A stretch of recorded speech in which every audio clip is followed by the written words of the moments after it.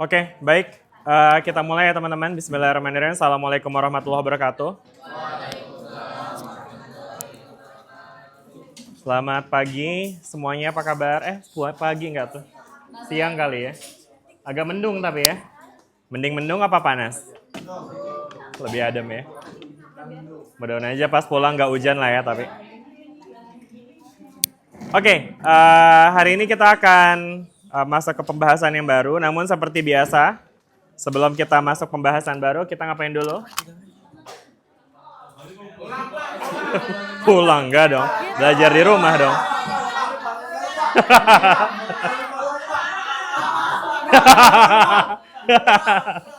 Wah, saya senang mendengar teriakannya. Ada kan PR? Ada ya?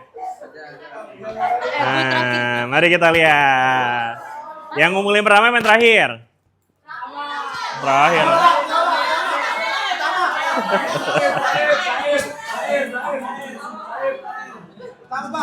Yang paling terakhir ada Valia sih. Ngeling.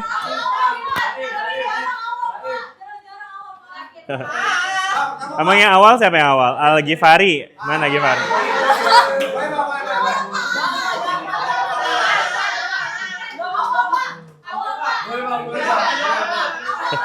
Bentar. Ini ada 30 orang nih yang ngumpulin. Tengah kali ya, biar ada lah. 1, 2, 3, 4. 10, 11, 12, 13, 14, 15. Alia, Syifa, Khairunisa, sama Az-Zahra. Mau Alia atau Az-Zahra nih? Coba sweet deh. Alia aja. Azhara Pak. Kaila paling jago Pak. Oke. Alianya mana Alia? Alia mana Alia? Zahra mana Zahra? Coba sweet dulu Alia sama Zahra.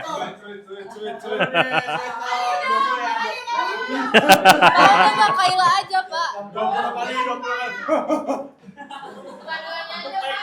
Dua-duanya, benar. Salah satu aja Pak. Benar, dua-duanya. Ya Allah. Udah ya, kita coba bahas dua-duanya. Ngapa sih? Nggak diapa? Emang apa sih pada takut amat ya bahas PR ya? Emang bakal digebukin apa? Kagak kan ya? Ada adik kelasnya, malu.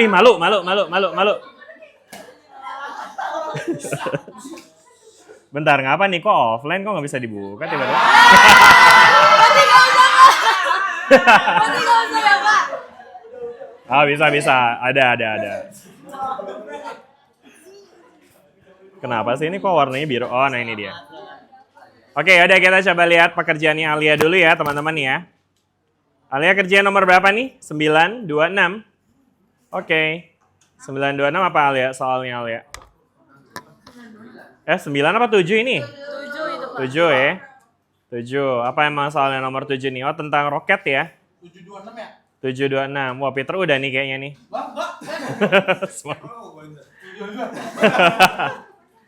Oke, boleh nih Alia jelasin dulu. Boleh dijelasin dulu soalnya dulu. Ini soalnya ngomongin apa sih Alia?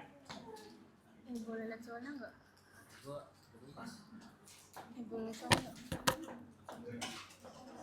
Jadi roket total masa awalnya tuh M0. Berisi bahan bakar massa M0, jadi fraksi bahan bakar E0, E-nya itu kurang dari 0 lebih dari 1, kurang dari 1. Bahan bakar dibakar dengan laju massa konstan K, massa yang hilang per detik adalah K, dan gas dibuang relatif terhadap roket dengan kecepatan tetap V. Tidak ada gaya eksternal, ruang bebas, roket mulai dari keadaan diam. Oke, ditanya apa nih? Tentukan jarak ketika roket telah berjalan sejauh apa hingga bahan bakarnya habis gitu ya? Iya. Soalnya gitu ya Alia ya. Oke. Nah pendekatannya gimana nih Alia? Pakai rumus apa nih? Bisa nggak kita langsung pakai rumus yang kita bahas kemarin tuh? Alia pakai apa nih pendekatannya? Pakai rumus yang kemarin atau beda? Kemarin itu kan kita udah sempat ngomongin soal persamaan gerak roket ya teman-teman ya. Dimana untuk kasus roket yang mendapatkan gaya dorong dengan membakar bahan bakarnya, itu dia bisa kita hitung tuh kecepatannya kan ya. Ini ya teman-teman yang masih ingat nih. Ini kecepatan akhir sama dengan kecepatan awal ditambah. Nah kalau V ini apa nih? Kecepatan relatif ya kan dari si bahan bakarnya keluar dari si knalpot roketnya lah gitu ya. Knalpot nggak tuh? Nah sedangkan MO per M itu adalah sisa masanya ya kan ya. Dibagi dengan kebalik ya. MO itu adalah masa awalnya ya. Sedangkan M itu adalah masa pada saat itu gitu ya. Masa pada saat itu. Oke. Nah, jadi kita punya persamaan kayak gini nih untuk menghitung kecepatan. Tapi di soal yang ini yang ditanya apa nih Alia? Yang ditanya nomor A. The distance ya that the rocket has traveled at the moment it has burnt all the fuel. Oke. Nah, berarti pendekatannya gimana nih? Ini kayaknya masih sama ya, berarti ya rumusnya ya. Alia pakai rumus ini, benar ya? Iya, Pak. Ini adalah rumus persamaan roket. Ya, ini adalah V sama dengan ini apa sih? V ln atau V in sih? In. Oh, V initial ya berarti ya. Oh, berarti ini pakai kekekalan momentum biasa ya. Iya, Pak. Jadi kecepatan pada dengan saat masanya M itu sama dengan kecepatan awal dikali masa awal dibagi dengan masa pada saat itu ya. Iya. Ngerti nih dari mana? Kenapa begini? Dari hukum kekekalan momentum aja ya, simpel ya. Hukum kekekalan momentum apa?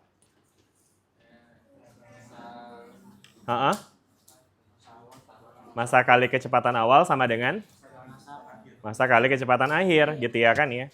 Nah berarti kalau di sini nih kelihatannya Alia bikin kecepatan akhir dikali dengan masa akhir dulu nih. Bisa kebayang nggak teman-teman? Jadi kalau kita bikin sebelah kiri ada masa akhir, ya kan, dikali kecepatan akhir itu sama dengan masa awal dikali kecepatan awal gitu ya kan ya. Nah berarti kan V sama dengan MO dikali, atau mungkin kita tulis kayak gini aja ya, MO dikali VO dibagi sama M. Atau dalam bahasanya Alia, di situ ditulisnya V pada saat masanya M, itu adalah dia nulisnya VO duluan tuh ya. Atau ini tulisnya V in ya Alia ya?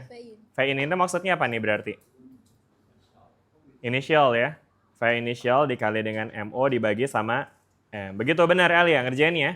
Lanjut Alia. Terus habis itu ngapain lagi?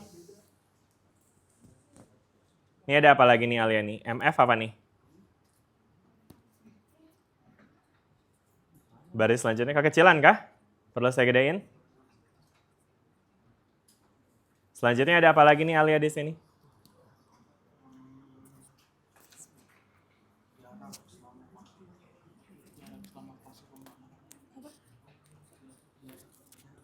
Apa nih Alia yang Alia tulis di sini nih Alia?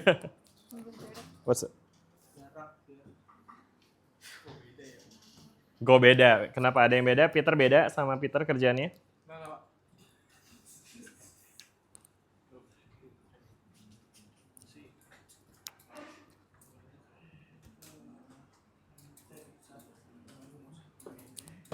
Gimana tuh? Itu apa sih MF itu?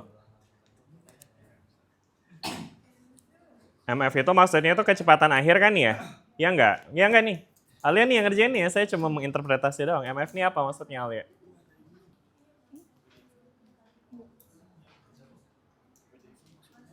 Apa nih? Apa? Masa bensin, masa fuelnya. MF sama dengan MO dikali 1 minus epsilon gitu ya. Oh iya benar, ini adalah masa si bensinnya ya. Karena di sini tadi kita punya, bentar ini kan epsilon itu adalah ini ya, apa namanya si masanya. Bentar, epsilon itu apa ya? Whose mass is epsilon dikali MO, berarti masa bensin itu ya yang ini ya. Adalah si ininya ya, oke. Ini adalah si masa si fuelnya nih ya kan. Sedangkan total massa dari si roketnya beserta dengan bensinnya itu adalah MO gitu ya kan. Berarti ini justru adalah massa si roketnya sih harusnya. Roketnya doang. Kebayang nggak teman-teman? Karena kan massa total itu adalah MO ya kan. Sedangkan massa bensin, fuel, itu adalah epsilon dikali dengan MO. Nah untuk dapetin massa roketnya itu kan kita kurangin ya. Massa roket itu dikurangin kan ya, massa total dikurang dengan massa bensinnya ya kan. Berarti MO dikurang sama epsilon MO jadinya 1 dikurang epsilon dikali sama MO gitu ya. Oke, jadi kelihatannya ini MF yang dituliskan di sini adalah massa dari roketnya ya. Oke, jadi ini menuliskan massa roketnya nih, ya kan. Nah terus habis itu, ya di sini apa namanya ini akan menjadi massa final tuh, karena pada saat di akhir ini kan konteksnya dia tanya ketika roketnya udah kehabisan bahan bakar seluruhnya ya, has burned all the fuel, ya kan. Kalau udah habis bahan bakarnya berarti massa yang tersisa adalah ya massa roketnya doang kan. Ya, makanya ini ditulis sama Alia sebagai MF nih. Jadi F di sini tuh maksudnya lebih ke mass final, bukan mass fuel. Oke? Gitu. Benar kan nih Alia nih? Iya, benar. Saya mencoba untuk memastikan aja, ini kan Alia yang ngerjain ini ya. Oke? Jadi dari sini kita udah punya tadi ya massa roketnya segini yang kemudian bisa kita jadikan sebagai mass final, yang kita bisa nanti masukin ke dalam sini nih, ya kan? Mungkin kalau misalkan kita tulis dengan konteks yang sama, jadi MF dikali velocity final sama dengan MO dikali velocity initial ya. Jadi velocity final sama dengan mass final, mass initial kali velocity initial divided by mass final ya. Ini kita konsisten aja kali ya. Mau nulisnya pakai VO atau pakai apa sih? Ya deh pakai V-in aja deh, saya ikutin yang Alia tulis aja deh. Berarti ini MO dikali sama V-in gitu ya. Berarti ini V-in. Nah, makanya jadi dari sini nih si si MF-nya itu diganti dengan MO dikali 1 minus epsilon ya. Jelas nggak nih teman-teman? Nih di sini nih digantinya nih sama Alia. Oke. Bisa ngikutin nih teman-teman semuanya?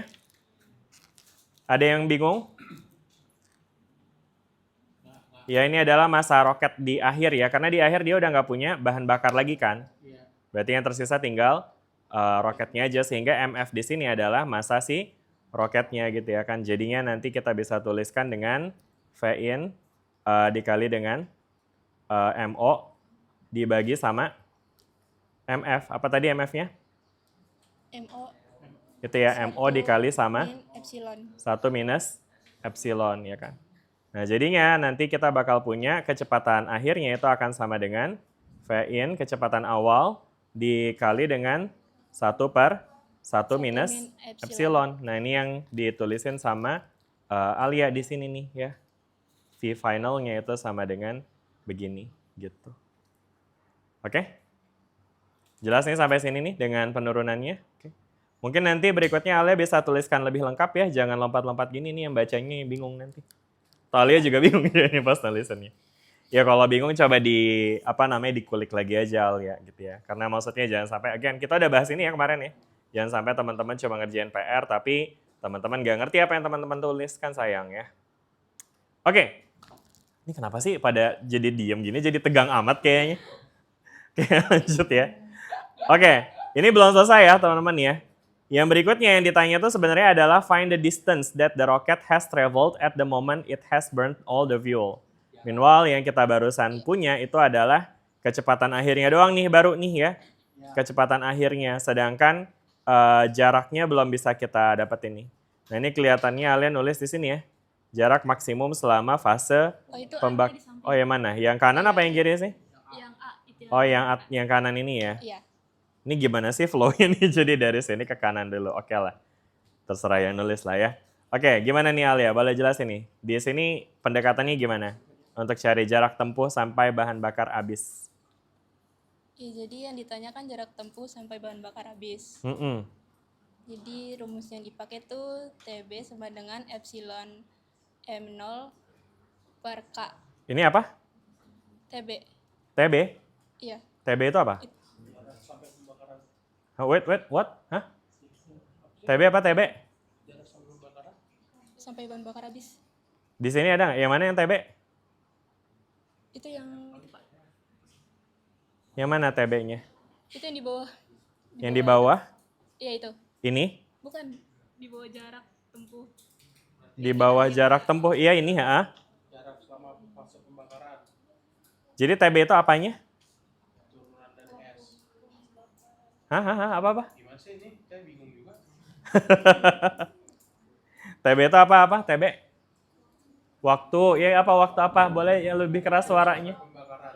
Waktu pembakaran. Oh, oke, waktu untuk dia pembakaran sampai habis ya. Oke, gimana tuh cara hitungnya?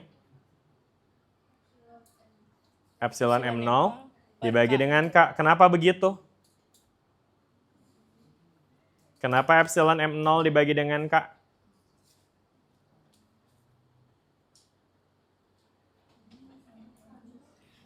Karena apa?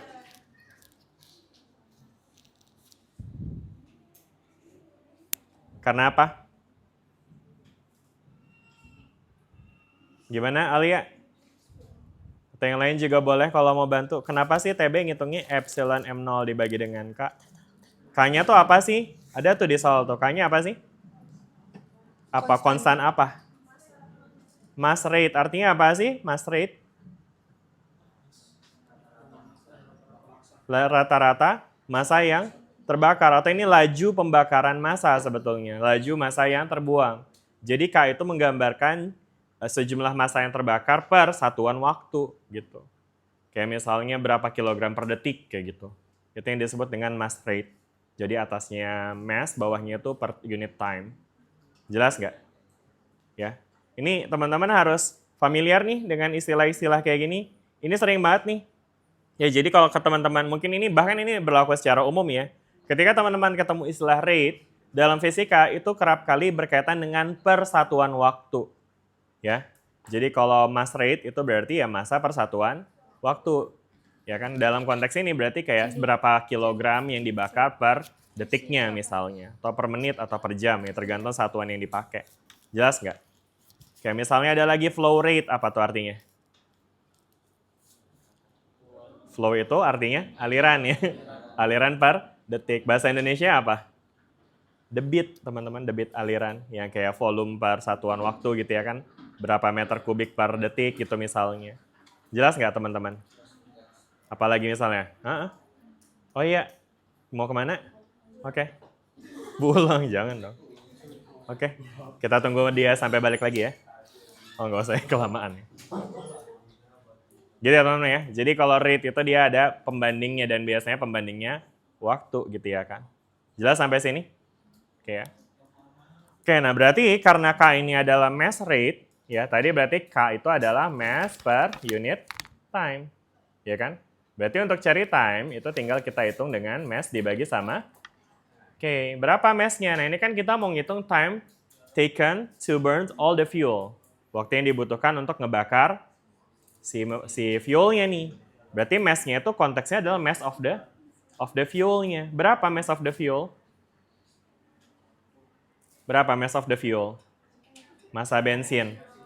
Epsilon dikali M0. Makanya di sini Alia nulisin kayak gitu nih. T pembakaran itu sama dengan epsilon M0 dibagi sama K gitu nih Alia. Benar Alia kayak gitu ya? Betul. Ini Alia ngerjain aja nih, enggak deh. Ditanya diem-diem aja kan. Jadi kita yang harus menerjemahkan ya.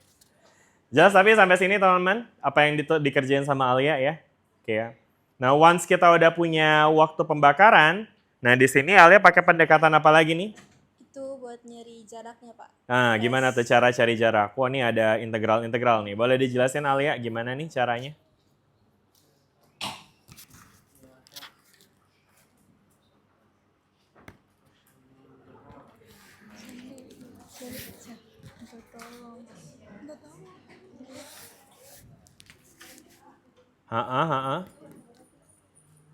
Gimana cara nyari jarak?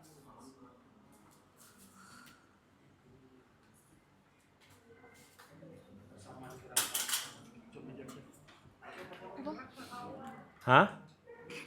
Gimana cara nyari jarak? Ini kayak basic banget teman-teman, ini di Fisdas nih harusnya nih. Ini rumus ini Fisdas loh. Cara nyari jarak gimana? Ini rumus yang ditulisin sama Ale, ini Fisdas teman-teman, bukan Meklas. Ingat nggak? Gimana teman-teman?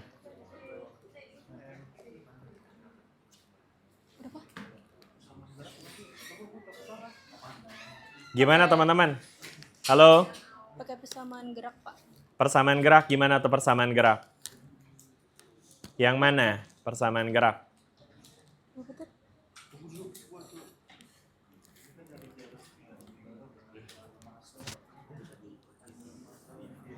Ini yang saya tanya, ini yang saya lingkerin warna biru. Ini tolong jelasin aja. Ini kenapa sih rumus jarak tuh kayak gini? Ini di Fisdas kok. Apa sih tulisannya ini? Mungkin baca tulisannya lu deh. Ini dibacanya apa sih? Integral TB sampai Bentar. 0. Gimana? Integral 0 sampai TB itu VT kali DT. VT kali DT. Atau integral dari kecepatan terhadap waktu, ya kan ya? Dan itu Fisdas ya teman-teman ya. Karena maksudnya kan biasanya kan kita cari jarak itu simply pakai kecepatan kali waktu ya. Tapi itu kalau kecepatannya konstan tuh. Kalau kecepatannya berubah, maka teman-teman bisa bayangin kecepatan dalam bentuk grafik ya kan? Masih ingat gak teman-teman? Kalau kita gambarin pakai grafik nih, kecepatan dalam bentuk grafik, ya kan? Untuk kecepatan yang konstan, maka kecepatan kali waktu itu sebenarnya merepresentasikan area di bawah kurva, ya kan ya? Kayak misalnya kecepatannya misalnya 5 gitu ya kan? Waktunya 4 gitu ya kan? Nah 5 kali 4 kan jadi 20. Dan dia ternyata adalah luasan persegi. Jadi kita tahu bahwa jarak itu bisa digambarkan oleh area di bawah kurva. Sehingga kalau kecepatan yang kita punya tidak konstan, ya, misalnya kayak gini grafiknya syung gitu ya kan. Nah, maka jarak yang ditempuh misalnya selama waktu tertentu dari awal sampai sini misalnya, nah ini bisa kita approach dengan cara yang sama, yaitu dengan menghitung luas area di bawah kurvanya, ya. Di bawah kurva apa nih? Di bawah kurvanya si VT gitu ya kan terhadap T. Makanya kita pakai integral untuk ngitung jarak gitu. Makanya di sini ditulisin kayak gini ya, jarak itu sama dengan integral dari VT terhadap T ya. Dari berapa? Dari 0 sampai waktu akhirnya. Di sini kan tadi udah dihitung nih sama Alia bahwa waktu yang dibutuhkan untuk menghabiskan bahan bakar itu adalah epsilon M0 per K, ya kan? Makanya jadi di sini nanti TB-nya bisa kita ganti tuh dengan epsilon M0 per K gitu. Jelas sampai sini teman-teman? Ada pertanyaan nggak? Udah ya? Nah selanjutnya diapain lagi nih? Dari sini gimana nih selanjutnya tuh? Bagaimana prosesnya sehingga dari ekspresi integrasi ini jadi yang sebelah kanannya nih? Diintegralin? Yang apa? V? Integralin MO per? MO apa? Apa yang diintegralin? Tadi bukannya kita ada punya V-nya ya? V-nya bukannya ini ya? V-nya itu adalah kecepatan awal ya kan ya, dikali sama 1 per 1 minus epsilon ya kan ya? Tapi emang kecepatan awalnya berapa? Ini tuh konteksnya bukannya kalau roket itu kecepatan awalnya biasanya 0 ya? Belum tentu ya? Ya tapi ini gimana nih pendekatannya supaya jadi kayak gini nih?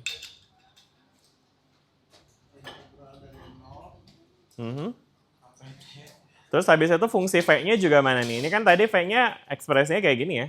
V in 1 per 1 minus epsilon ya. Ini kok nggak muncul ya kelihatannya di sini?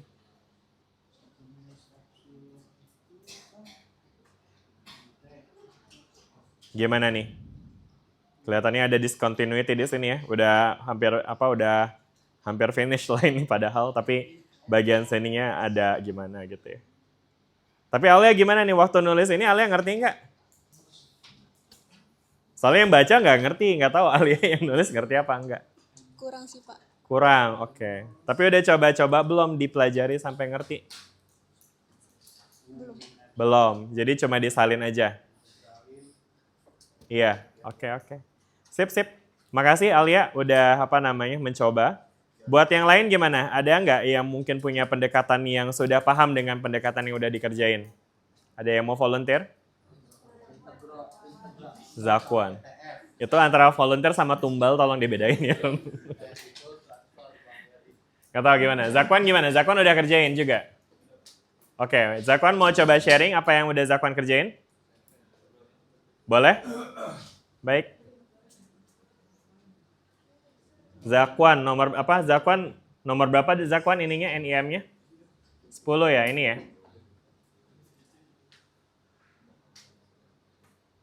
Oke, nah ini dia nih. Oke, terus habis itu dia ada berapa halaman nih Zakwan pekerjaannya? Ini kayaknya baru muncul di 1 halaman pertama. Ya, kagak kebuka lagi nih Zakwan, bagaimana ya? Saya taruh dulu deh di sini. Kenapa? Kenapa buka punya Peter?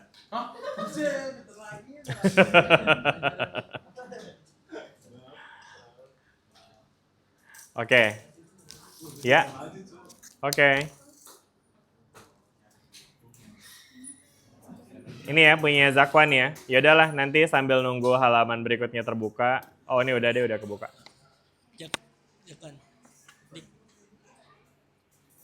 Oke. Zakwan mau jelasin di situ atau mau maju sekalian? Maju ngapain? Ya mikrofonnya dikirim ke Zakwan dulu teman-teman. Mana mic-nya di mana? Udah dipegang ya? Gimana mic-nya? Oh gitu, di klip aja Zakwan biar nggak ribet megang ini. Oke, gimana Zakwan? Coba boleh tolong dijelasin apa yang udah Zakwan kerjain di sini? Ya, apa bahasanya ya? Tapi konteksnya udah paham ya tadi teman-teman ya. Jadi mungkin besaran-besaran yang penting di sini adalah tadi ya, pertama di sini dia punya massa fuelnya segini ya, epsilon dikali MO. Terus habis itu dia punya itu ya apa namanya, mass rate-nya itu adalah K nih ya. Terus habis itu ada apa lagi sih? Oh, massa totalnya ya itu adalah MO.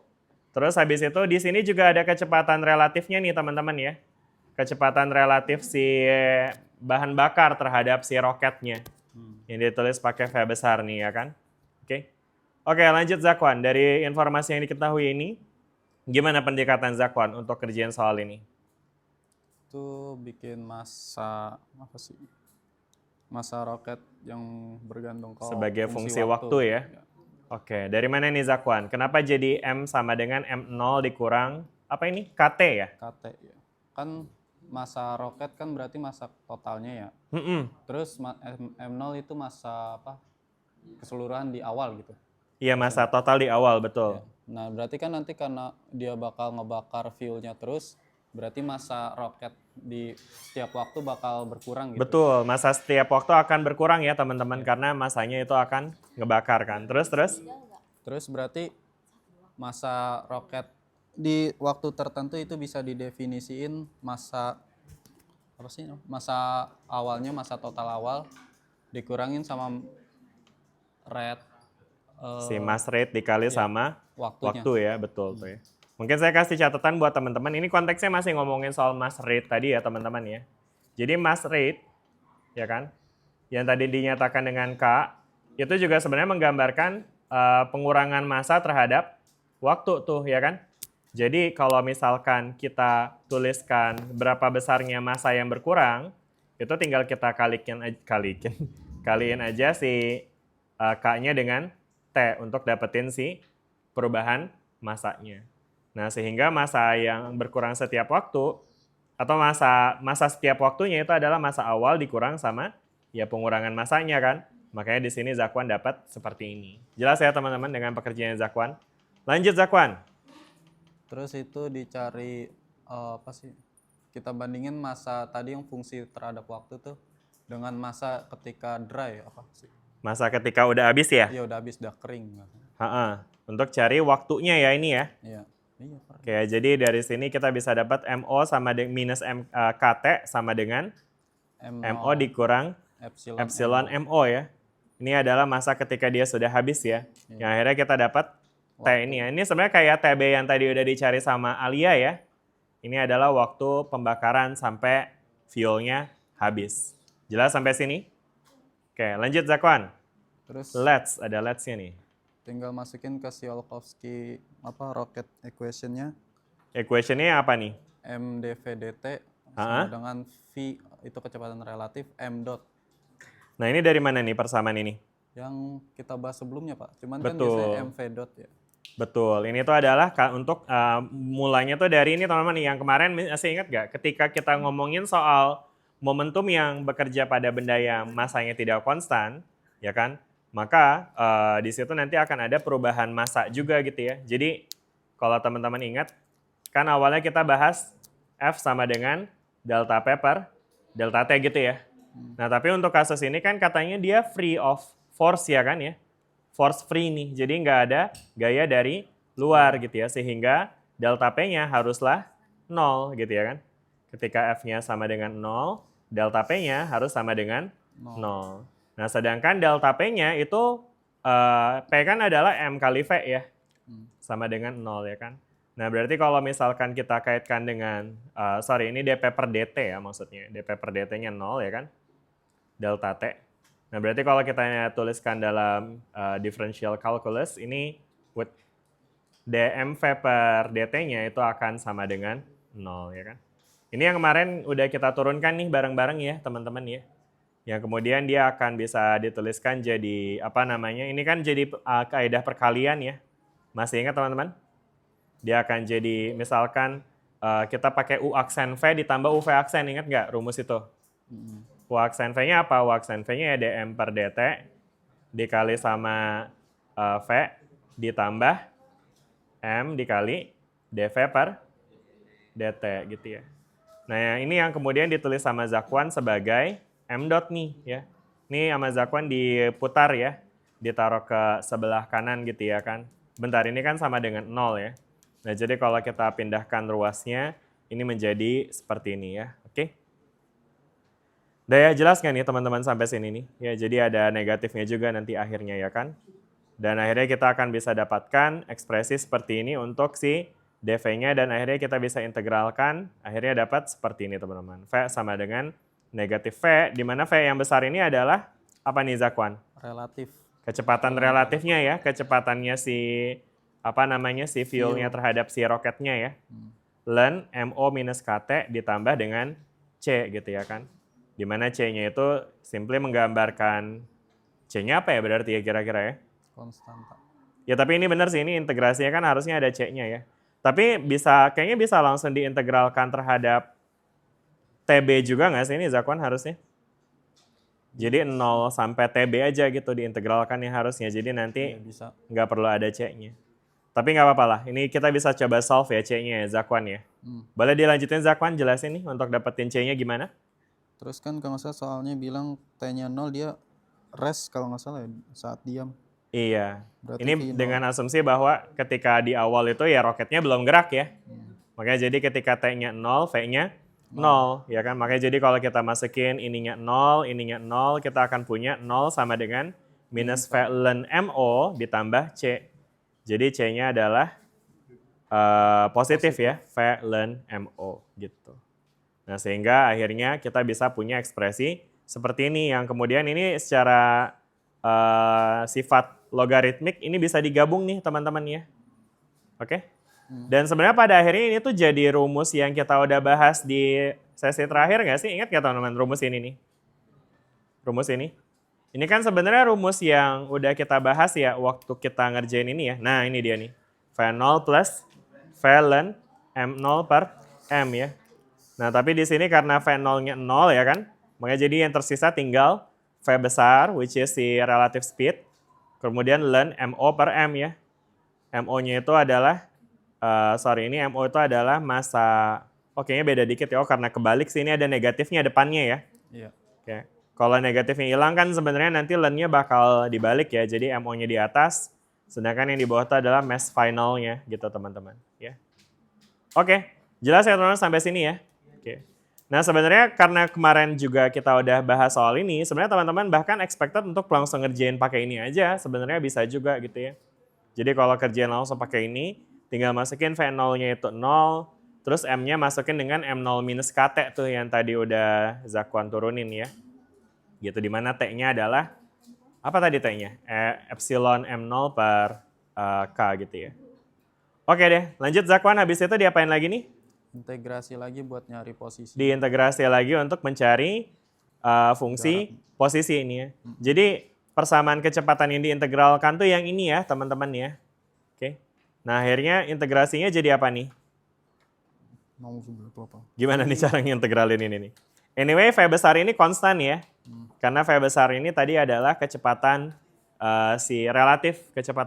kecepatan semburan si bahan bakar keluar dari roket tuh ya kan.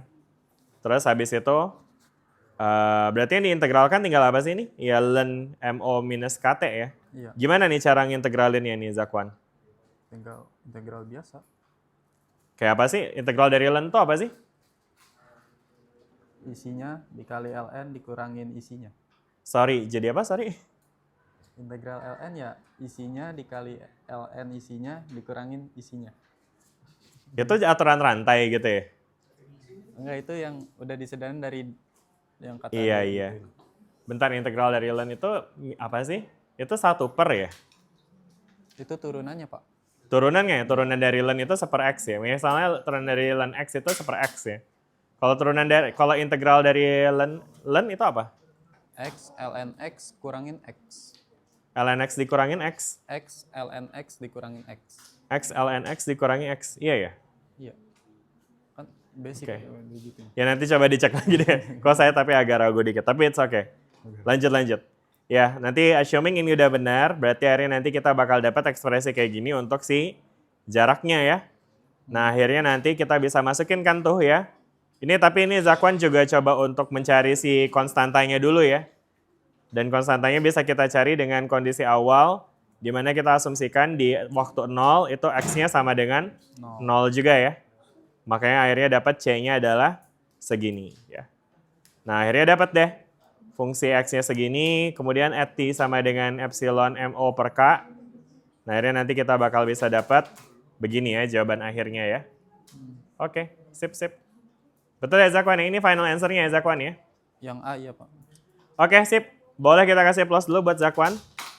Terima kasih sudah membantu untuk menyelesaikan soal nomor A-nya.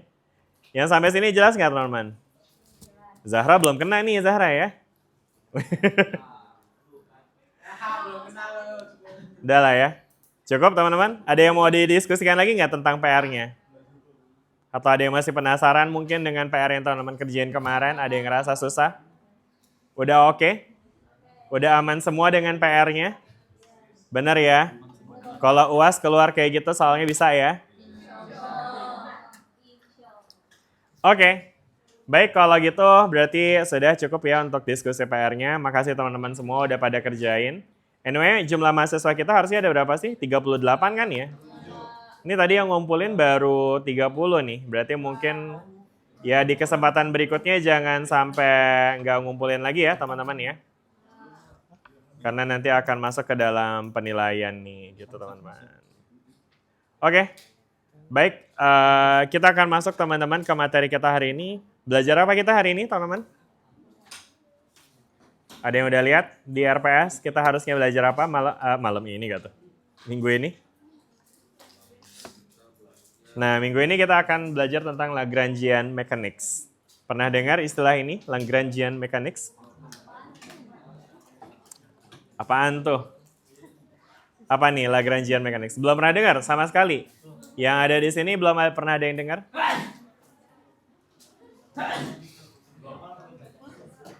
Zakwan paling. Zakwan pernah dengar ya Zakwan? Lagrangian Mechanics? Pernah? Oke. Apa yang Zakwan tahu tentang Lagrangian Mechanics?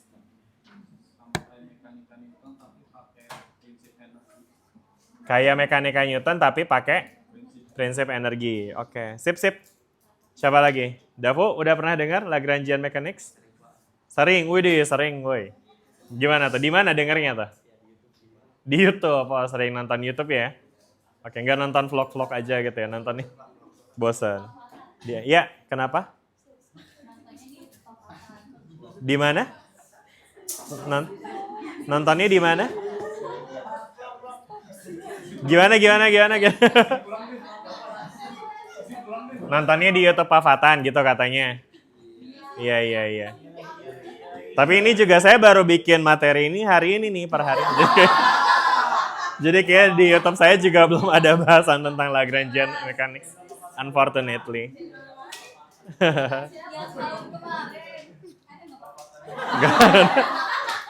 Gak ada lagi, maaf ya. Pengen bilang ada tapi sayangnya enggak, maaf ya. Oke deh. Ya jadi ini eksklusif nih, perdana nih ya. Bahan ini di YouTube nanti. Oke. Jadi di Lagrangian Mechanics ini teman-teman, intinya kita akan mencoba untuk menganalisis bagaimana gerak suatu sistem atau dinamika partikel dari suatu sistem tanpa menggunakan hukum Newton. Ya. Mungkin kalau teman-teman recall di FISDAS itu, di materi mekanika, ya kan, itu kita biasa untuk menganalisis dinamika partikel dengan menggunakan hukum Newton ya. Hukum Newton yang kedua gitu ya kan. Kayak masih ingat lah ya hukum Newton yang kedua atau apa? F sama dengan md kali A ya. Jadi itu tuh menggambarkan hubungan antara gaya sebagai sesuatu yang menyebabkan benda bergerak dengan percepatan alias bagaimana kinematika dari gerakan tersebut gitu ya kan. Nah, analisis dari hukum Newton itu tentu bisa menghasilkan persamaan gerak, baik gerak lurus, gerak melingkar, gerak osilasi gitu ya kan, gerak sinusoidal, gerak vibrasi, dan gerak-gerak lainnya. Nah, namun challenge dari analisis menggunakan hukum Newton adalah dia melibatkan gaya dan juga percepatan yang merupakan besaran vektor. Kita tahu besaran vektor itu sebetulnya ya bisa sih dianalisis, cuma mungkin akan ada sedikit challenge di mana besaran vektor itu adalah besaran yang memiliki nilai dan arah. Sehingga kalau arahnya udah beda dikit aja gitu, nah itu kasus bisa aja jadi semakin complicated gitu. Sehingga akan lebih sulit untuk dianalisis dengan menggunakan hukum Newton. Nah, Lagrangian, in the other hand, itu nanti akan menganalisis sama persamaan gerak dari dinamika suatu sistem partikel, namun di sini, di Lagrangian mechanics ini, yang akan dianalisis itu lebih ke energinya, teman-teman. Energi potensial dan juga energi kinetik dari sistem tersebut. Ya. Nanti kita akan melihat bagaimana cara Lagrangian mechanics ini bekerja. Nah, cuma sebelum memahami tentang konsep atau prinsip dari Lagrangian mechanics, ini ada satu prinsip yang akan kita pelajari lebih dahulu sebagai pembuka, yaitu tentang Hamilton's Variational Principle atau prinsip variasi Hamilton. Oke. Nah, Hamilton apalagi nih? Tadi perasaan ngomonginnya Lagrange, bukan Hamilton.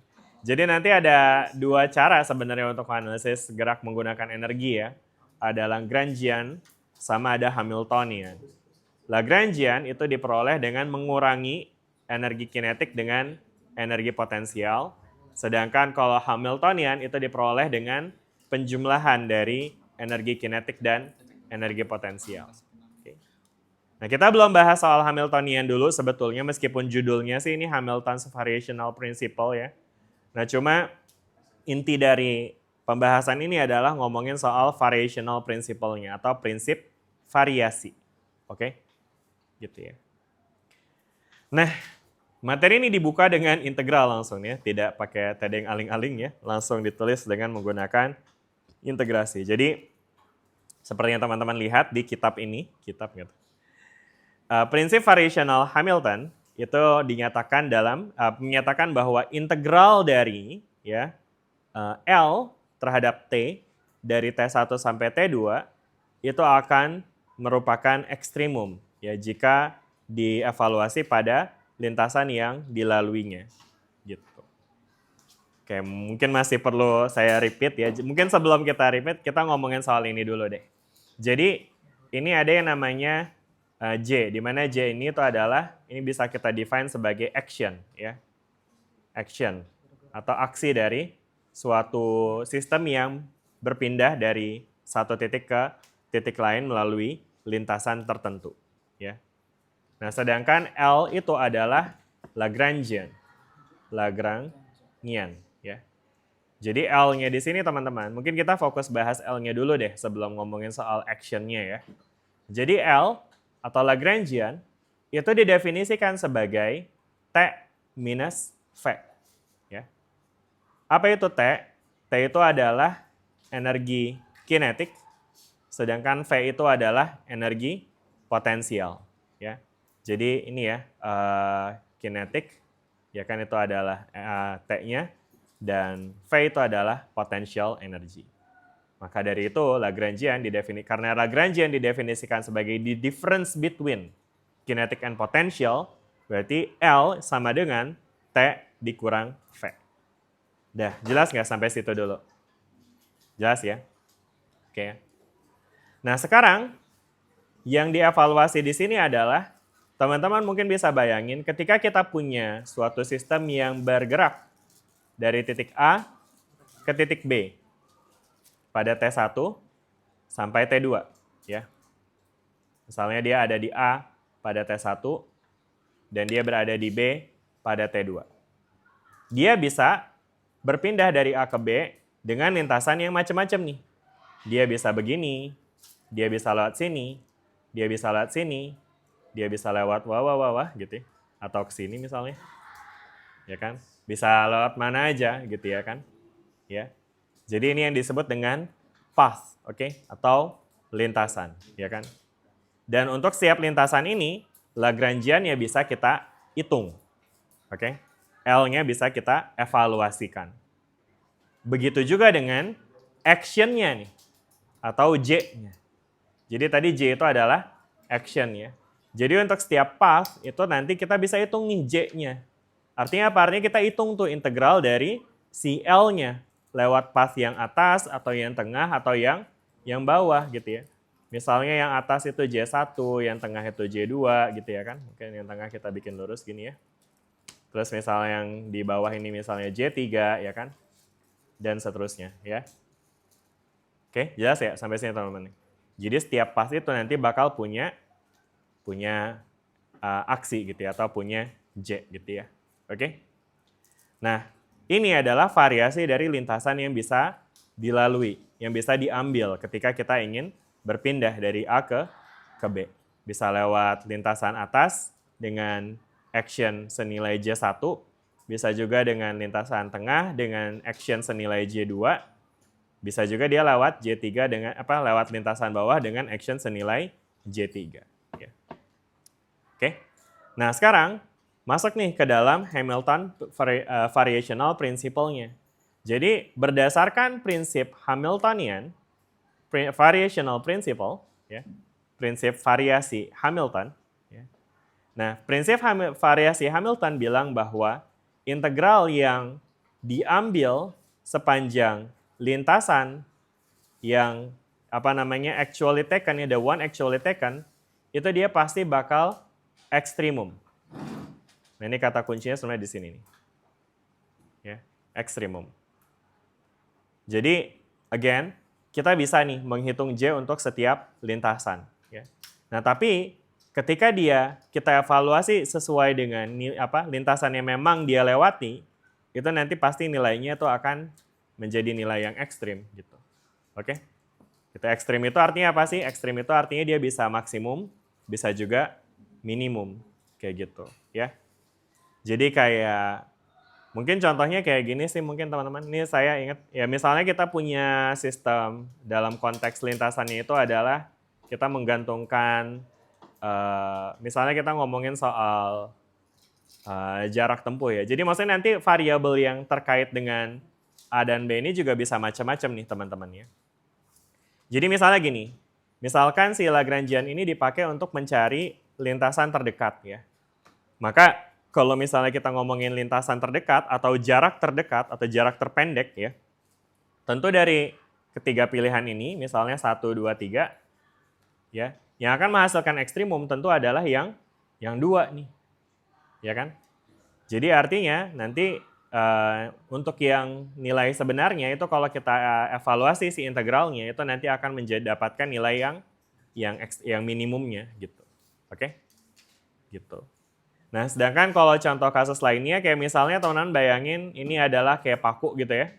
Nah, terus habis itu kita punya rantai gitu teman-teman. Kebayang nggak rantai?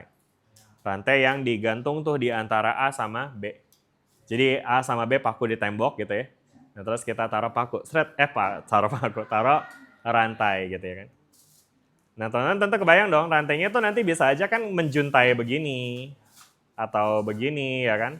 Atau mungkin begini ya kan, atau mungkin gini ya, ya kan? Gimana sih? Kemudian dia harusnya di atas ya kayak gini ya. Di A doang ya. Nah, tadi kan kita ceritanya konteksnya lagi ngomongin hubungan antara dua titik nih ya, oke? Nah, jadi nantinya dari berbagai variasi lintasan yang kita punya ya, ketika kita evaluasi pada true path-nya atau path yang memang realita yang akan terjadi ketika kita gantungkan rantai, nah itu dia nanti akan menghasilkan nilai yang ekstrim gitu ya. Bisa minimum, bisa maksimum gitu ya. Jadi maksudnya misalnya yang actual shape-nya itu adalah yang warna merah nih, ya kan? Nah, berarti J di sini itu nanti yang akan bernilai ekstrim. Oke? Jadi ibaratnya misalnya di sini kita evaluasi ada J1, di sini ada J2, di sini ada J3, di sini ada J4, ya kan? Nah, dari kesemuanya yang akan menghasilkan ekstrim adalah si J2. Gitu ya. Jelas nggak sampai sini, teman-teman? Ya, jadi again, dalam prinsip variational Hamilton, ya, itu integral yang dilakukan, yang dievaluasi pada along the path of motion that is the one actually taken, atau alias path yang sebenarnya, itu dia nanti pasti akan menghasilkan nilai yang ekstrimum.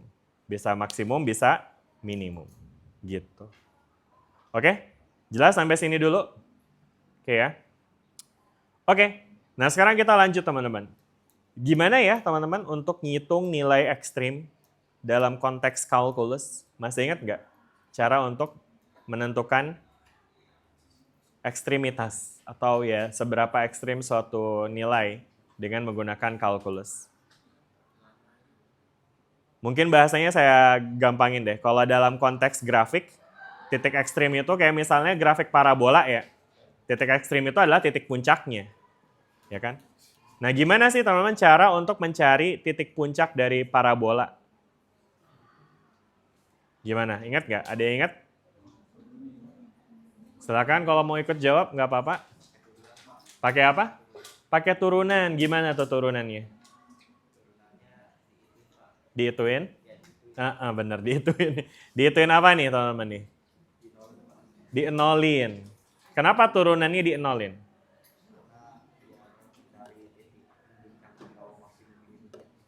Ya, jadi katanya Dafu, untuk mencari nilai maksimum atau minimum, kita bisa mencari turunan dari fungsi tersebut dan membuat dia sama dengan 0. Masih ingat konsep itu? Ingat nggak nih? Kalau nggak ingat, kita review lagi nih. Masih ingat nggak tentang konsep turunan, teman-teman? Turunan itu menggambarkan apa sih, teman-teman? Turunan itu menggambarkan apa sih? Turunan itu menggambarkan apa? Misalnya kita punya fungsi nih. Misalnya fungsinya kayak gini, grafik dalam bentuk grafik ya. Y sama dengan fx, ya. Ini sumbu y-nya, ini sumbu x-nya, ya. Kita bisa aja mendapatkan turunan ya kan ya. Yang bisa kita nyatakan dengan dy per dx atau f aksen ya kan. Nah, kalau function kan jelas ya, fx itu kan menggambarkan y. Y itu artinya adalah ya nilai y-nya di mana ya kan dari suatu titik. Kalau kita masukin nilai x, maka nanti kita akan dapetin nilai y-nya, ya kan? Nah, kalau turunan itu menggambarkan apa ya, teman-teman? Menggambarkan apa? Kemiringan, benar banget tuh Al-Ghifari. Mantap banget nih, masih ingat ya? Betul, kemiringan ya. Kenapa kemiringan? Karena emang itu prinsip dasar dari turunan itu awalnya itu menggambarkan kemiringan dari gradien garis singgung, teman-teman ya. Masih ingat nggak kemiringan? Kemiringan garis? Rumusnya apa sih rumus kemiringan tuh? Rumus kemiringan atau bahasa Indonesia, bahasa matematikanya disebut juga gradien. Apa? Ya betul, y min apa? Y2 min Y1 per. Nah, itu kalau rame-rame ingat ya. Iya, jadi gradien atau kemiringan suatu garis itu bisa kita dapatkan dengan delta Y per delta X gitu kan ya. Atau Y2 min Y1 per X2 min X1. Yang dievaluasi dengan gradien itu adalah kayak gini, itu adalah untuk mengevaluasi gradien dari dua titik ya, di antara dua titik. Jadi kayak misalnya teman-teman punya ini titik A, ini titik B, atau mungkin kita kasih nama titik 1 sama titik 2 ya. Nah, Y2 min Y1 itu sederhananya menggambarkan ini nih, delta Y ya kan. Sedangkan X2 minus X1 itu menggambarkan si delta X ini gitu ya kan. Dan dari situ nanti kita bisa dapetin tuh seberapa miring si garis yang menghubungkan kedua titik tersebut gitu. Jelas nggak sampai sini? Ya jadi gradien dari garis yang ungu itu bisa kita dapat dengan dy per delta Y per delta X. Oke, gitu ya. Nah, sedangkan ide dari differential calculus itu adalah untuk mendapatkan gradien garis singgung, teman-teman. Gradien garis singgung. Pernah dengar istilah garis singgung? Gradien garis singgung itu adalah gradien pada titik singgung, ya kan? Kayak gimana contohnya? Misalnya di titik ini nih, ya kan? Garis singgungnya gimana tuh, teman-teman? Kita bisa gambarin garis singgungnya kayak apa ya? Kayak gini ya, teman-teman ya. Menyinggung. Ngerti definisi menyinggung? Ya kan ya, kayak gini ya. Nah, cuma di dalam konteks menyinggung, ini dia masalah muncul nih. Karena tadi kan untuk mencari gradien, kita butuh 2 titik ya. Karena kita butuh cari delta Y, delta X ya kan. Nah, kalau di dalam titik singgung, itu dia cuma nyentuh 1 titik aja ya kan ya. Nah, mungkin saya akan langsung pakai penyederhanaan aja. Jadi nanti ini gradiennya bisa kita tetap hitung dengan cara kita asumsikan ada 2 titik yang sangat dekat gitu ya. Sehingga instead of delta Y, kita nyatakan dengan dy gitu ya. Sedangkan yang si selisih yang horizontalnya dx gitu ya. Jadi gradien dari garis singgung, m of tangent ya istilahnya, tangent line, itu bisa kita dapat dengan dy per dx atau f aksen x gitu ya. Si turunan ya. Jadi kesimpulannya, turunan suatu fungsi menggambarkan gradien dari garis singgung. Jelas nggak sampai sini? Oke. Nah sekarang balik lagi ke konteksnya lagi kita omongin tadi. Kita ngomongin soal mencari nilai maksimum ya. Mencari nilai maksimum. Nah kalau dari grafik sih kelihatan jelas ya. Nilai maksimum itu berada di titik maksimum yang ada di atas ini. Ya kan?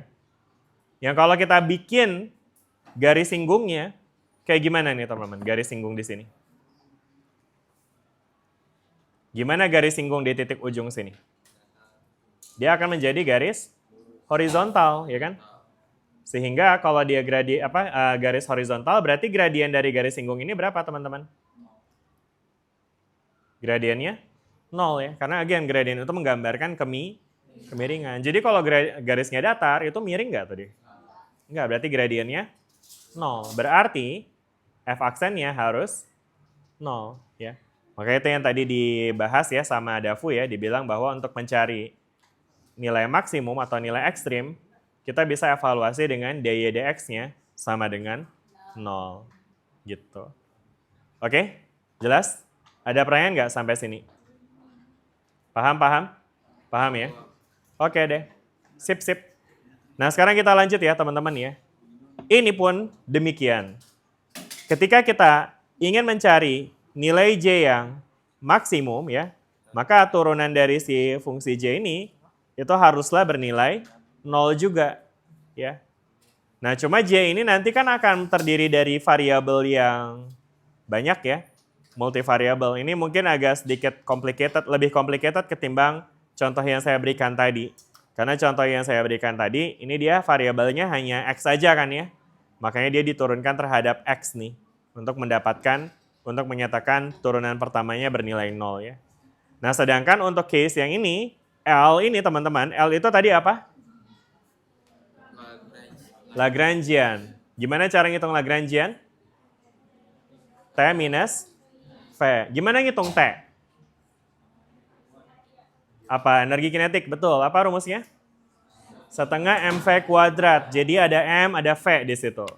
Kalau ini yang V-nya apa ini? MGH ya kan, atau ya energi potensial lah yang tergantung sama posisi. Jadi ada H-nya di situ ya. Jadi dari semua rumus energi kinetik dan energi potensial, at least kita ngelihat ada 2 variabel di situ. Di energi kinetik kita punya V dengan asumsi masanya konstan ya. Setengah mv kuadrat berarti V-nya itu adalah variabel. Di energi potensial kita punya MGH dengan asumsi M sama G-nya konstan berarti H-nya adalah variabel. Jadi L ini adalah persamaan multivariabel, variabel banyak gitu ya. Oke. Nah sehingga karena variabelnya banyak, kita nggak bisa langsung menurunkan dia entah dengan V atau dengan H aja gitu ya. Nah lalu apa yang dilakukan di sini? Jadi di sini pernyataan untuk turunan yaitu dinyatakan dengan notasi delta nih ya. Ini notasi Leibniz ya. Di mana ini si delta ini menggambarkan ini apa namanya variation of any particular system parameter ya. Jadi ini menggambarkan ya si delta ini teman-teman itu dia adalah operator yang menggambarkan variasi dari any particular system parameter. Sistem parameter itu adalah ya parameter dari si sistem Lagrangian-nya yang tadi kita udah bahas di contoh setengah mv kuadrat dan mgh yang jadi parameternya itu adalah v-nya dan juga h-nya gitu ya. Atau kadang bisa juga kita nyatakan dengan y dan juga y dot gitu misalnya. Oke, jelas nggak teman-teman sampai sini? Ya. Nah terus kemudian si nilai delta ini dia itu nilainya itu kecil ya.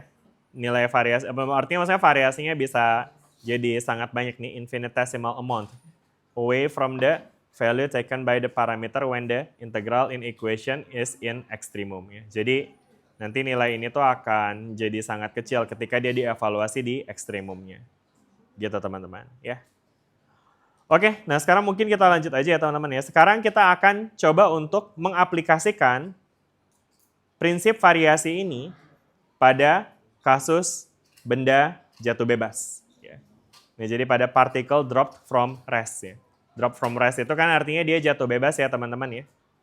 Ngerti definisi jatuh bebas? Dia jatuhnya nggak ditahan-tahan ya, tapi juga nggak dilempar gitu ya. Nggak disambit gitu ya. Ya sebenarnya disambit juga bebas juga sih. Selama nggak ada yang nahan, nggak ada geseknya, dia bebas ya.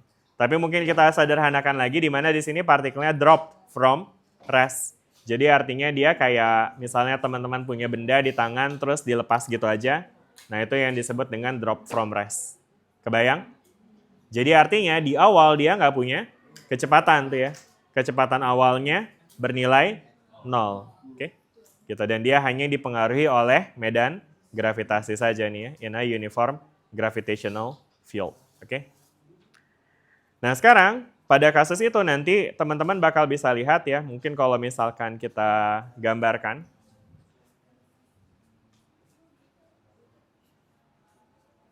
Ya, ketika kita punya suatu benda ya kan ya, dijatuhkan dari ketinggian tertentu ya kan. Nanti di sini dia kan akan bergerak ya teman-teman ya. Nah misalkan pada saat dia mencapai ketinggian segini, mungkin ini kita define ya, misalnya V0-nya sama dengan 0 gitu ya. Oke. Nah, di sini kita bisa define nih teman-teman ya. Ketika dia bergerak ke bawah ya kan, berarti nanti dia bakal punya kecepatan ya kan ya. Yang tentunya akan tergantung sama berapa ketinggiannya ya kan. Misalnya ketinggiannya adalah Y ya kan. Maka kecepatannya ini bisa kita nyatakan sebagai dy per dt. Ya kan? Dan karena kita tahu arahnya dia ke bawah, mungkin kita bisa nyatakan dengan notasi negatif ya. Dengan asumsi yang positif itu yang ke atas ya. Jadi Y-nya positif, sedangkan V-nya ini dy dt-nya itu negatif. Jelas nggak teman-teman sampai sini? Jelas ya? Ya. Nah terus habis itu, ini mungkin kalau kita nyatakan dengan notasi dot, kita juga bisa tuliskan ini akan jadi negatif Y dot nih. Gitu teman-teman. Oke? Jelas ya sampai sini ya? Nah sehingga dari sini nantinya kita bakal bisa ngelihat energi potensial atau energi kinetik dulu kali ya. Energi kinetik dulu deh. Energi kinetik dari partikel yang sedang bergerak dengan kecepatan y aksen, y dot, itu tentu bisa kita hitung ya. Dengan apa? T sama dengan setengah m V kuadrat sama dengan setengah M negatif Y dot kuadrat. Pada akhirnya nanti dia akan jadi positif nih tetap ya. Setengah M Y dot kuadrat. Sedangkan energi potensialnya apa nih? Energi potensialnya adalah Mg Y aja gitu ya kan ya. MGH sih harusnya, tapi karena H-nya itu adalah Y ya kan, maka kita bisa tuliskan Mg Y. Sehingga Lagrangian-nya dengan definisi yang tadi ya sebagai T minus V, dia bisa kita nyatakan dengan setengah M Y dot kuadrat dikurang Mg Y gitu ya. Nah sehingga akhirnya J-nya itu bisa kita nyatakan dengan integral L dt dari T1 sampai T2 ya. Mana L-nya? Ya ini nih teman-teman. Oke. Jadi yang saya tuliskan di sini nih untuk nunjukin bahwa dia L-nya jadi seperti ini nih teman-teman. Jadi dari L yang kita punya di sini, ya kita bisa masukin ke dalam sini. Oke. Nah terus habis itu ini dia pakai prinsip variansi ini lagi nih teman-teman ya. Jadi untuk melihat nilai untuk mendapatkan persamaan geraknya, ya kan, itu berarti nanti dou J-nya itu harus bernilai 0 ya, sesuai dengan prinsip variansi yang tadi kita udah bahas ya, di mana prinsip variasi Hamilton bilang bahwa ketika kita integralkan ini pada lintasan yang dilaluinya, maka nanti dia akan menjadi ekstrim sehingga turunannya sama dengan 0. Oke. Karena turunannya sama dengan 0, berarti nanti ini ekspresi yang kita punya di sini, ini dia harus bernilai 0 juga nih nantinya gitu. Ya. Nah, tapi analisis 0-nya nanti dulu, kita fokus sama yang sisi sebelah kirinya dulu ya. Jadi tadi kan kita punya kayak gini teman-teman ya ekspresinya, integral dari L dt di mana L-nya adalah yang ini ya. Jelas sampai sini nih? Yang sampai di kotaknya? Gampang ya masih ya? Nah sekarang kalau kita masukkan, karena ini tadi adalah operator variasi ya kan? Nah ini kita bisa masukkan ke dalam notasi integralnya nih ya kan? Sehingga nanti kita bisa turunkan dulu nih terhadap si variabelnya masing-masing nih teman-teman ya. Jadi mungkin di sini kita perlu tambahkan dari sini ya. Itu nanti kalau kita masukkan si deltanya ke dalam integrasi T1 T2 ya. Nah, dia akan menjadi delta dari M Y dot kuadrat per 2. Oke. Kemudian dikurang dengan delta dari M G Y. Gitu, terus terhadap dt semuanya. Udah jelas nggak nih teman-teman sampai sini? Ya, jadi ini didistribusikan nih, ya kan? Nah, kemudian ketika kita distribusikan seperti ini, nah nanti dia bakalan kita bisa evaluasi nih, ya kan? Jadi apa nih? Nah, ini adalah turunan terhadap Y kuadrat kan ya? Jadi ini artinya adalah turunan terhadap variabel si Y dot kuadrat. Apa nih turunan dari Y dot teman-teman? Turunan dari Y dot kuadrat. Turunan dari Y kuadrat itu mirip kayak mungkin kalau teman-teman, mungkin analognya gini ya, Y sama dengan X kuadrat misalnya. Berarti dy per dx-nya sama dengan 2x. Berarti dy sama dengan 2x dx gitu ya kan. Ya. Nah ini tuh mirip tuh kayak gitu tadi teman. Misalnya ini kita kasih nama sebagai T lah ya gitu ya. Misalnya ini namanya T. T sama dengan MY kuadrat ya kan, per 2. Nah berarti dt per dy dot itu sama dengan, nah ini 2 my dot per 2 ya kan, dan ini jadi cancel out nih ya kan, sehingga dt sama dengan my dot dy dot. Oke? Gitu. Jelas nggak sampai sini? Ya. Nah ini tuh adalah ekspresi dari dt nih. Ini dt ya kan. Berarti dt-nya bisa diganti sama my dot dy dot. Sehingga ini kita tulis jadi my dot d-nya tapi ditulisnya pakai delta tuh ya. Delta y dot. Gitu. Jelas nggak sampai sini? Oke? Udah ya. Nah bagian sininya nanti juga bakalan sama tuh. Kayak gitu juga ya. Ini kalau kita turunkan, nanti dia akan jadi kayak ibaratnya do per do y-nya akan sama dengan mg. Berarti nanti do mg-nya sama dengan mg do y gitu ya. Jadi mg do y dt. Dari T1 sampai T2. Nah ini yang kemudian dituliskan di sini nih. Oke? Jelas nggak teman-teman sampai ekspresi yang ini nih? Oke ya, ada pertanyaan nggak sampai sini nih? Dikit lagi teman-teman, bertahan. Kelihatannya udah mulai nganggung nih. Ya ini operasi matematis saja sih sebenarnya nyampe sini ya. Oke. Nah akhirnya dari sini nanti kita akan punya ya ekspresi untuk diintegralkan kan ya jadinya ya. terhadap T nih, ya kan? Nah sekarang, kalau kita integralkan terhadap T, nanti teman-teman bakal bisa lihat nih, si pertama di sini kita tadi punya dy dot ya. Nah dy dot itu, atau do y dot, itu sebenarnya bisa juga kita tulis sebagai do per do T dari do y. Kenapa? Karena y dot itu kan adalah turunan terhadap T ya. Turunan y terhadap T. Berarti do y dot bisa ditulis sebagai do y diturunkan dengan d per dt gitu ya. Oke. Nah makanya jadi ekspresi yang ada di sebelah sini nih, do y dot, itu bisa kita ganti dengan ini. Ya jadi nanti kita akan punya my dot, do per do t, d per dt dari do y dikali sama dt. Gitu. Oke? Jelas sampai sini? Udah ya? Nah terus habis itu dengan notasi, dengan operasi aljabar, kita bisa lihat nih dt per dt bisa cancels out, sehingga yang tersisa tinggal ya ini my dot do y ya kan ya. Karena d per dt untuk dt ya dia akan jadi hilang aja gitu, jadi 1 gitu ya kan. Jadi ya, akhirnya nanti kita akan bisa evaluasi seperti ini nanti teman-teman ya. My dot do y dari T1 ke T2 ya kan. Nah itu habis itu dikurang dengan ini ya. Ini sebenarnya dia pakai, bentar. Oh ini dia pakai ini sih, pakai integration by parts nih teman-teman. Ini sebenarnya nggak sesimpel itu ya. Jadi ini dia pakai integration by parts. Teman-teman masih ingat nggak integration by parts?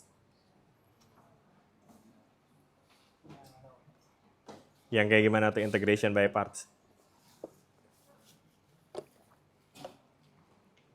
Yang integral UV, ingat nggak sih?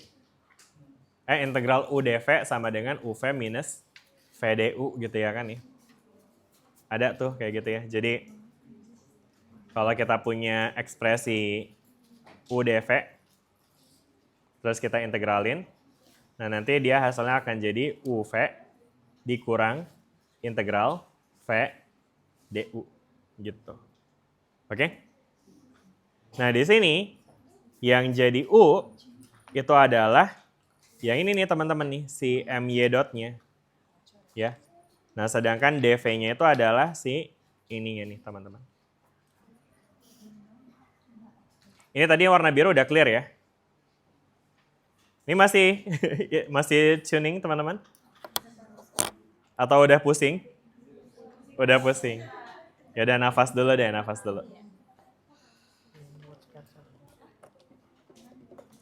Ada yang mau tanya nggak teman-teman sampai sini nih? Tapi balik lagi ya teman-teman ya, ini harapannya teman-teman nggak losing track dari apa yang sedang kita lakukan ya. Jadi ini sebenarnya kita belum jauh-jauh amat ya. Jadi kalau saya coba untuk ulangin biar teman-teman nggak losing track, yang sedang kita lakukan adalah kita mencoba untuk mendapatkan persamaan gerak dari suatu sistem dengan menggunakan prinsip variasi, variational principle. Oke? Ya. Nah, cara variational principle bekerja itu adalah dengan mengintegralkan Lagrangian terhadap dt, ya. Yang kemudian ini integral ini disebut sebagai action, ya. Nah, terus habis itu berdasarkan prinsip variational, ketika ini diintegralkan pada path yang sesungguhnya diambil, ya, the one actually taken, itu nanti dia harusnya bernilai ekstrim. Ya, ekstrim itu artinya apa tadi? Dia bisa maksimum, bisa juga minimum ya. Kata kuncinya di ekstrim itu artinya turunannya itu harus bernilai 0 gitu ya. Nah, maka jadi dari si J ini, dari si action ini, ketika ini kita turunkan dengan operator delta ini namanya, nah dia nanti haruslah bernilai 0. Itu tadi step pertamanya. Jelas? Nah, yang panjang itu adalah bagian sini ya nih. Ketika kita mencoba untuk mengevaluasi si bagian ini ya. Nah, di sini tadi kita coba untuk isi nih L-nya sesuai dengan sistem yang lagi kita analisis. Kita lagi analisis sistem apa ini tadi, teman-teman? Gerak jatuh bebas ya. Dropped without from rest ya kan. Nah, ketika dia di drop from rest, T-nya segini, V-nya segini, sehingga L-nya segini. Oke? Sehingga kalau kita masukin ke dalam integral dari Lagrangian-nya ya kan, dan kemudian kita turunkan. Nah, kita dapat yang warna kuning ini. Nah, sampai warna kuning dulu. Jelas nggak yang warna kuning nih? Ada pertanyaan nggak nih? Yang warna kuning nih. Kalau yang ini tadi udah kan nih, yang kotak kuning udah ya, L-nya udah ya. Nah ini si kotak kuning ini dimasukin ke dalam sini nih, yang kotak ini. Ya kan, karena itu L kan tadi ya. Jadi L-nya dimasukin ke sini. Udah jelas belum nih kotak yang saya tanda ini? Udah ya. Nah sekarang ini di evaluasi. Cara evaluasinya gimana? Cara evaluasinya adalah si operator deltanya ini dimasukin ke setiap sukunya. Ya. Makanya jadi kalau ini dimasukin, kita bakal punya delta dikali sama ini. Akhirnya kita dapat yang ini. Jelas? Yang kedua, kita juga masukin ini ke sini. Akhirnya kita dapat ini. Jelas? Udah ya? Nah, udah deh, akhirnya dari sini ini kita hitung nih masing-masing nih ya. Do dari my dot kuadrat per 2 itu adalah my dot dy dot. Ini yang tadi kita udah bahas. Pakai ini tadi ya. Yuk teman-teman, jelas nggak nih sampai sini? Kalau nggak jelas bilang aja nggak apa-apa. Jelas ya? Terus habis itu kalau do mgy jadinya mg do y. Jelas?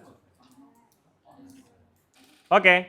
Nah udah deh, dari sini akhirnya kita tiba pada bentuk seperti ini ya kan ya. Dimana sekarang ketika kita punya ekspresi kayak gini, ini kita bisa coba untuk integralkan satu-satu nih. Karena kan ini pengurangan ya teman-teman ya. Jadi di sini kalau kita pisahkan integrasinya, kita bakal bisa dapetin yang pertama integral dari my dot do y dot dt dari T1 sampai T2. Lalu dikurang dengan integral dari mg do y dt dari T1 sampai T2 juga. Gitu. Jelas nggak teman-teman sampai sini?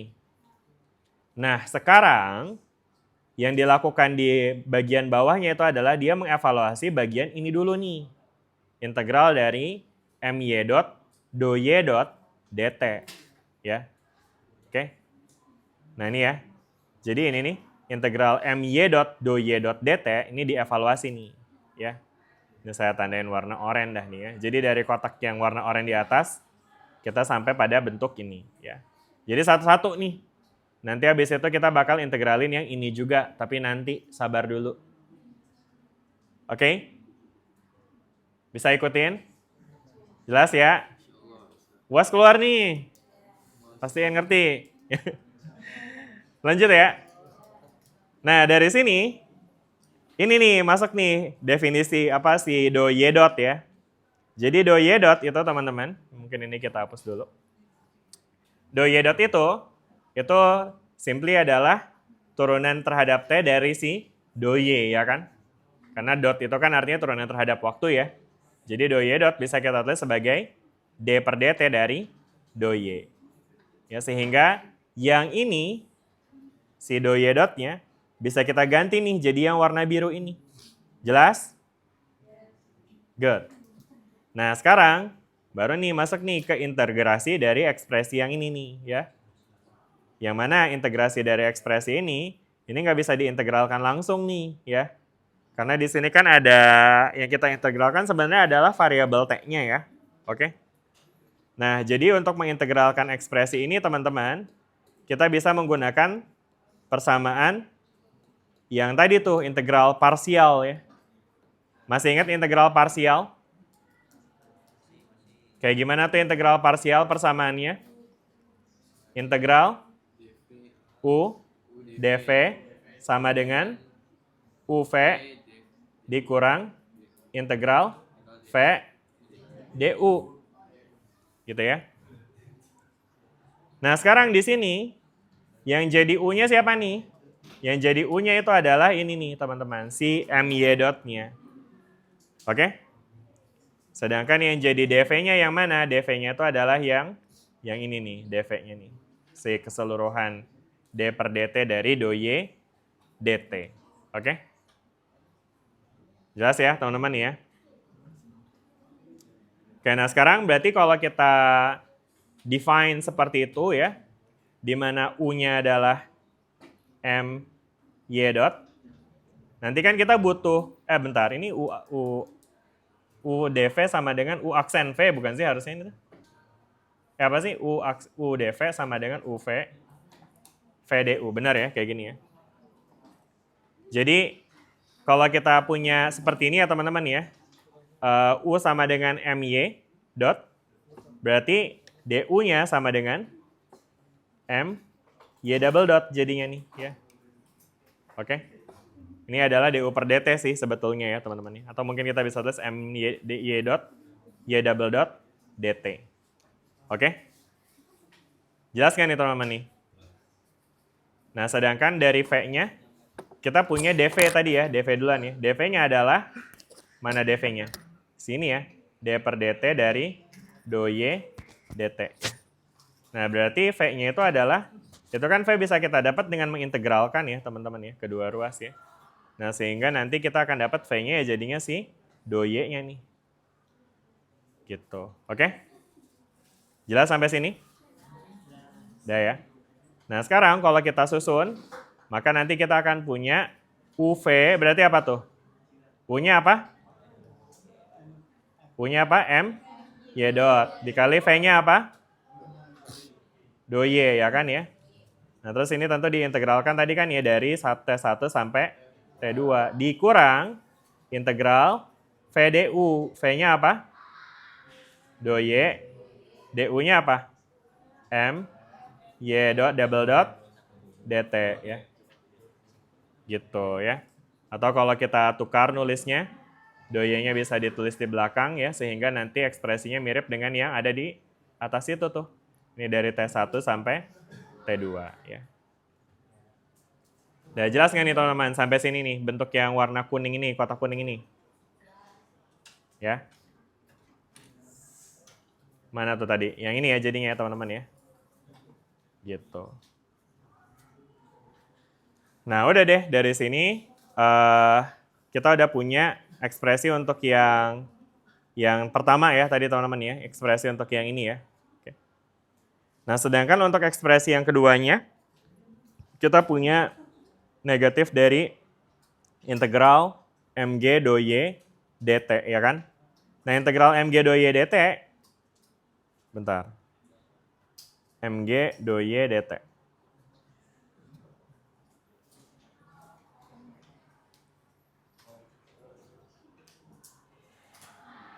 The integrated term on the right hand side is identically 0 because the parameters.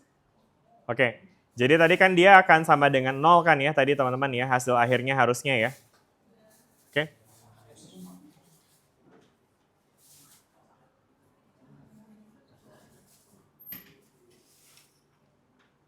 Oh iya benar kayak gini ya. Oke, jadi yang bagian ininya sih teman-teman tadi nih. Jadi si my dot do y dari T1 sampai T2 ini tuh nanti akan jadi 0 nih teman-teman. Nah sehingga yang tersisa nanti adalah, tadi kan yang orange kita jadi punya ya teman-teman ya. Yang orange itu adalah yang ini tadi ya. Kita akhirnya punya m y double dot do y dt ya kan. Sedangkan yang sebelah kanan ya kita punya mg do y dt ya. Oke. Jadi the integrated term on the right hand side is identically 0 because the parameters of admissible path of motion do not vary at the endpoints of the motion. Ya, jadi ininya tuh nanti jadi 0 nih teman-teman bagian sini nih. Ininya dia bakal jadi 0 nih. Oke. Karena di sini ada do y dan tadi kan do y nilainya kecil ya. Sehingga nanti nilai ini akan jadi 0. Sehingga yang tersisa adalah yang orange ini akhirnya tinggal tersisa si yang itunya tuh negatif integral, atau mungkin kita bisa tulis juga integral dari negatif my double dot do y, ya kan ya, do y, kemudian dt gitu ya, dari T1 ke T2. Itu yang warna orange, ya kan. Nah berarti akhirnya, karena tadi kita lagi evaluasi yang ini ya teman-teman ya, berarti nantinya ketika selesai dievaluasi dari yang warna orange itu, Kita bisa gantiin jadinya, ini adalah integral dari negatif m y double dot do y dt tadi ya kan ya. Dikurang mg do y dt juga nih ya kan. Dari T1 ke T2 ya kan. Yang akhirnya ini kita bakal bisa lihat, ini tuh sama-sama punya do y dt ya kan. Sehingga kita bisa keluarin nih. Kalau dikeluarin jadinya negatif m y double dot. Kemudian dikurang sama mg. Terus dikali sama do y dt dari T1 sampai T2. Ya. Udah jelas nggak teman-teman sampai sini nih akhirnya? Ya, jadi akhirnya kita punya ini ya, saya kasih warna merah. Mana tuh? Yang ini nih, yang merah. Oke.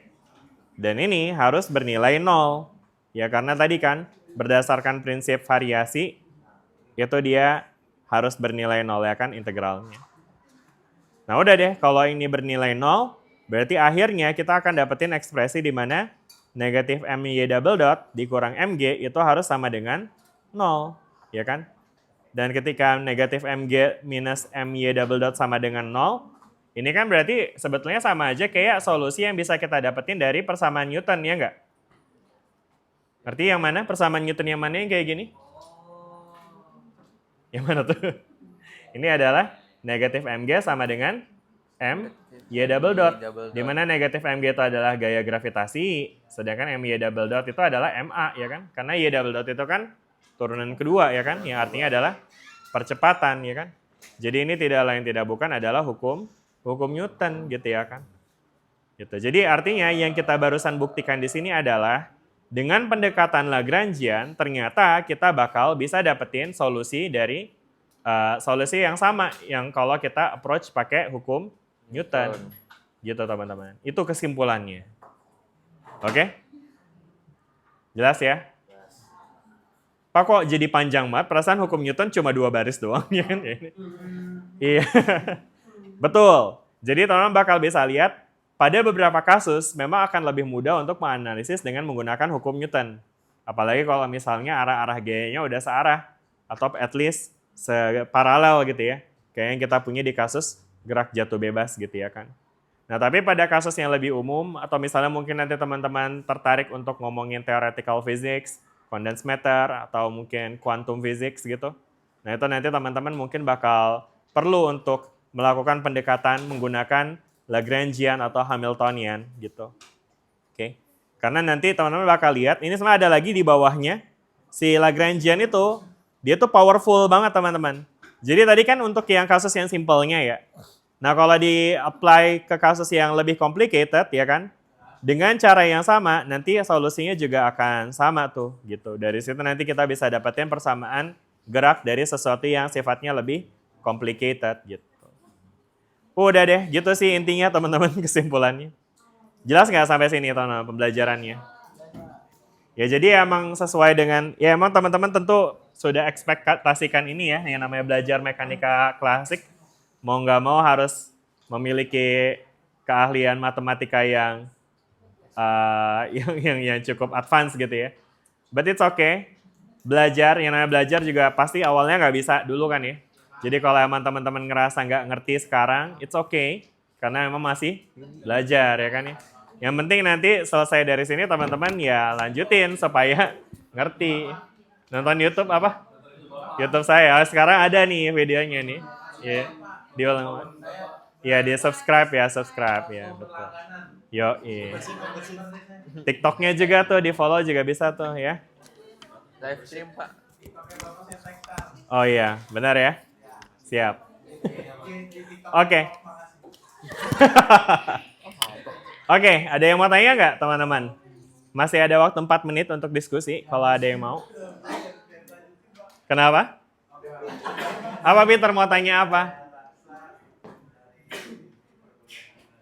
Belum Peter, masih 4 menit ya. Ada yang mau tanya nggak? Mana tahu ada yang mau nanya gitu ya kan?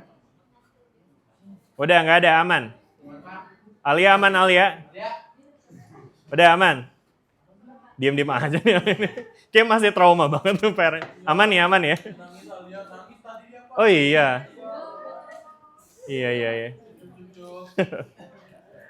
Oke, Zahra aman Zahra? Mana yang di ujung sana? Siapa namanya di ujung? Zakwan mulu bukan? Siapa? Siapa namanya? Siapa namanya? Zikri ya? Zikri aman ya Zikri ya? Oke, sip. Yaudah kalau udah aman semuanya, kalau gitu kita akhiri perkuliahan ini. Terima kasih semuanya dan sampai ketemu lagi hari Kamis nanti ya. Makasih semuanya. Assalamualaikum warahmatullahi wabarakatuh. Dah semuanya. Kasih.